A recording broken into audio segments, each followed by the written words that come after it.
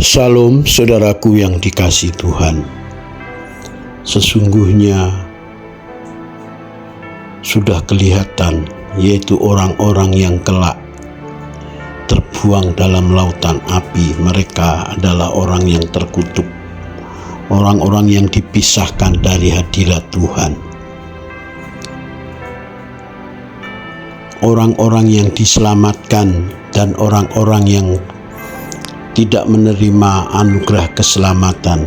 Sudah kita bisa melihat mereka dari cara mereka menjalani hidup, dari kelakuan sifat moral mereka selagi mereka masih ada dalam dunia. Orang-orang yang akan dibinasakan, yaitu terbuang dari lautan api neraka, adalah orang-orang selagi masih hidup tidak pernah ada rasa takut dengan Tuhan, tidak pernah menghormati Tuhan, maka hidup dia menghalalkan segala cara, mencari nafkah dengan menghalalkan segala cara, mencari kepentingan sendiri, mengorbankan orang lain, bahkan demi harta, demi jabatan, takhta. Dia bisa mencelakai orang lain, bahkan melenyapkan nyawa orang lain. Orang-orang ini kejam, tidak ada kasih. Orang-orang ini sudah kelihatan akhir hidup dia, kematian mereka kelak, ajal waktu menjemput mereka. Kematian mereka menjadi suatu momok yang menakutkan, mengerikan, karena jiwanya sadar bahwa selagi masih hidup, orang-orang ini hidup dengan caranya sendiri, sembarangan, mencari harta, mencari kehidupan dengan cara menghalalkan segala cara. Sekalipun mereka mengaku beragama, tetapi pekerjaan mereka membunuh, melenyapkan nyawa orang lain demi kepentingan agamanya, bahkan membunuh merasa berbakti kepada Tuhannya. Bahkan orang-orang Kristen yang mengaku pengikut Kristus, orang-orang yang rajin ke gereja, orang-orang yang aktif di pelayanan, bahkan hamba Tuhan, kalau urusan uang harta sudah tidak beres. Kalau urusan uang dengan harta, dia memperlakukan kejam terhadap sesamanya. Tidak ada belas kasih. Di dalam gereja sendiri saling tikam menikam, mencari hormat, masih gila jabatan, takhta. Orang-orang ini juga akan terbuang dalam lautan api, saudaraku yang dikasihi Tuhan.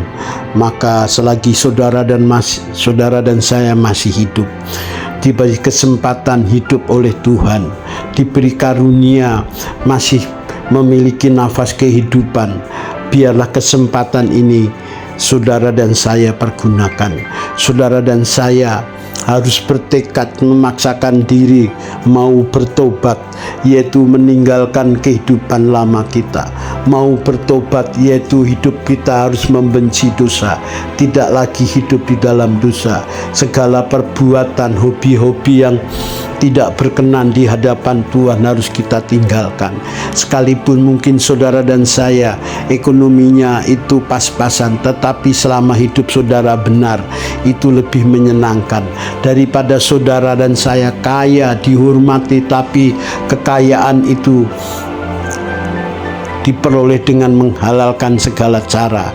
Kebahagiaan kita hanya 70-80 tahun umur manusia, sesuai Mazmur 90-80 tahun.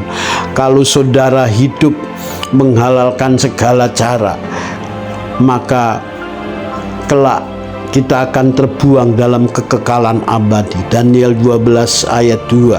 Karena semua manusia akan dibangkitkan dari debu tanah, yang satu menerima kehinaan kekal, satu menerima kemuliaan kekal.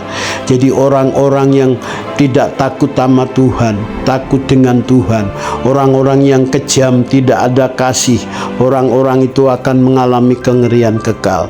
Bahwa neraka itu sungguh-sungguh ada, bukan cerita dongeng. Sabda Yesus sudah mengingatkan berkali-kali, tempat api yang tidak terpadamkan, tempat ulat-ulat yang tidak bisa mati, saudara, menggerogoti orang-orang yang terbuang dalam lautan api. Mari saya mengajak saudara melalui kebenaran firman ini, saudara serius dengan Tuhan. Selama saudara hidup mencari perkenanan di hadapan Tuhan, segala ruang gerak hidup saudara harus selalu selaras dengan pikiran Tuhan, selaras dengan hati Tuhan, agar tidak melukai hati sesama kita, melukai hati Tuhan. Biarlah kebenaran firman Tuhan ini menjadi kekuatan bagi saudara. Salam, terima kasih, Tuhan memberkati.